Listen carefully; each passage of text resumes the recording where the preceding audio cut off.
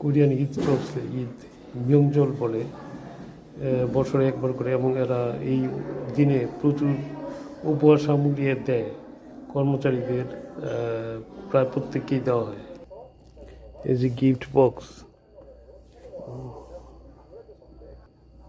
এই যে ভিতরে কি কি দিছে দেখেন, যে একটা তেল আছে, এটা এটা হচ্ছে উল্লি উল্লি গোদাং, এটা তেল, এটা একটা তেল, এটা ছাংকিরিম বলে, অনেকটা আমাদের দেশের সরিষা তেলের মতো আর কি, ওরা খুব প্রিয়, এটা খায় এরা, ছাংকিরুম।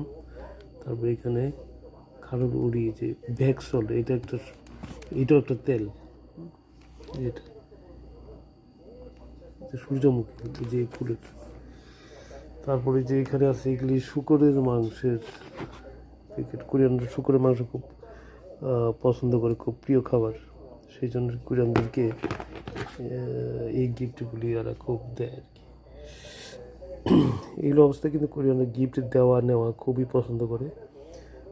এই ধরনের অনুষ্ঠানের বার্ষিক দুইটা আমাদের ঈদের মতো বড় বড় অনুষ্ঠান আছে, তার মধ্যে যা এখন বর্তমানে 10 দিন কন্টিনিউ শুরু হবে,